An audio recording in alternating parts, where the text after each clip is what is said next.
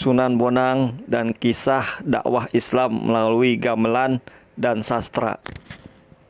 Raden Makdum Ibrahim atau Sunan Bonang merupakan salah satu ulama anggota Wali Songo sebagai penebar syiar Islam di Jawa pada abad ke-14 Masehi. Sunan Bonang juga dikenal sebagai seniman yang berdakwah dengan menggunakan sejumlah perangkat seni, termasuk gamelan juga karya sastra. Konon, Raden Makdum Ibrahim adalah penemu salah satu jenis gamelan dengan tonjolan di bagian tengahnya atau yang kerap disebut bonang. Dari situlah julukan Sunan Bonang disematkan kepada Raden Makdum Ibrahim. Raden Makdum Ibrahim atau Sunan Bonang merupakan putra keempat Raden Rahmat atau Sunan Ampel dari perkawinan dengan Nyai Ageng Manila, putri Bupati Tuban Arya Teja. Sejarah hidup Sunan Bonang. Raden Makdum Ibrahim lahir pada 1465 Masehi di Surabaya dan tumbuh dalam asuhan keluarga ningrat yang agamis. Sunan Ampel adalah pendiri sekaligus pengasuh pesantren Ampel Denta. Pendidikan Islam diperoleh Raden Makdum Ibrahim pertama kali dari ayahnya sendiri di pesantren Ampel Denta. Sejak kecil, Sunan Ampel sudah mempersiapkan putranya itu sebagai penerus untuk menyiarkan agama Islam di bumi Nusantara. Beranjak remaja, Raden Makdum Ibrahim pergi ke negeri Pasai, Aceh, untuk berguru kepada Syekh Maulana Ishaq, ayahanda Sunan Giri. Sejak kecil sudah tampak kecerdasan dan keuletan Raden Makdum Ibrahim dalam menuntut ilmu. Selain dibimbing oleh Sunan Ampel dan Syekh Maulana Ishaq, Raden Makdum Ibrahim juga berguru kepada banyak ulama lainnya. Hingga akhirnya Raden Makdum Ibrahim diakui keilmuannya yang mumpuni dalam penguasaan fikih, usuluddin, tasawuf, seni, sastra, arsitektur, dan bela diri silat.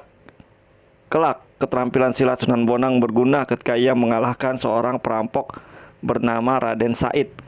Raden Said pun tunduk dan bertobat, kemudian ikut menyebarkan dakwah Islam dan menjadi anggota Wali Songo yang dikenal dengan nama Sunan Kalijaga. Asal-usul nama Sunan Bonang. Dakwah Sunan Bonang dimulai dari Kediri, Jawa Timur.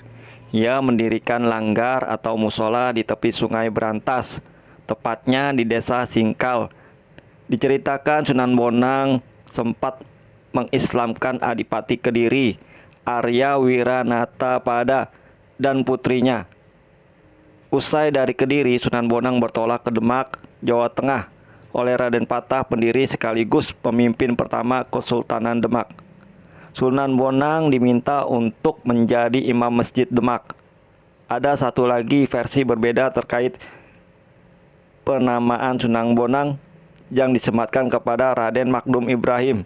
Selain dari kisah bahwa ia adalah penemu gamelan jenis bonang, selama menjadi imam masjid Demak, Raden Makdum Ibrahim tinggal di desa Bonang. Versi kedua menyebut julukan Sunan Bonang disematkan berdasarkan lokasi tempat tinggalnya tersebut. Berdakwah lewat seni dan sastra. Sebagaimana Wali Songo lainnya, Raden Makdum Ibrahim menyebarkan Islam melalui media seni dan budaya. Ia menggunakan alat musik gamelan untuk menarik simpati rakyat. Konon Raden Makdum Ibrahim sering memainkan gamelan berjenis bonang, yaitu perangkat musik ketuk berbentuk bundar dengan lingkaran menonjol di tengahnya. Jika tonjolan tersebut diketuk atau dipukul dengan kayu, maka akan muncul bunyi merdu.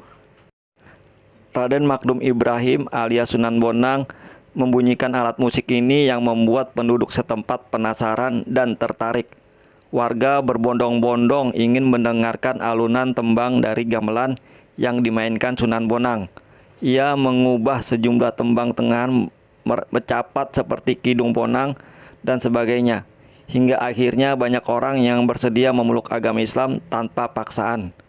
Sunan Bonang juga mahir memainkan wayang serta menguasai seni dan sastra Jawa.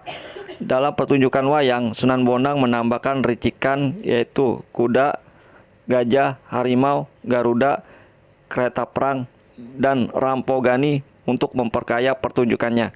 Dalam buku Sejarah Kebudayaan Islam tahun 2013, Heri Nugroho menuliskan bahwa dakwah Sunan Bonang yang lain adalah melalui penulisan karya sastra yang bertajuk Suluk Wujil. Saat ini naskah asli Suluk Wujil disimpan di Perpustakaan Universitas Leiden, Belanda. Suluk Wujil diakui sebagai salah satu karya sastra terbesar di Nusantara karena isinya yang indah serta kandungannya yang kaya dalam menafsirkan kehidupan beragama. Sunan Bonang sangat fokus dalam menjalani perannya sebagai ulama dan seniman, sehingga ia tidak sempat menikah hingga wafatnya pada tahun 1525 Masehi. Makam Sunan Bonang terletak di Kompleks Pemakaman Desa Kutorejo, Tuban, Jawa Timur, atau berada di barat alun-alun dekat Masjid Agung Tuban.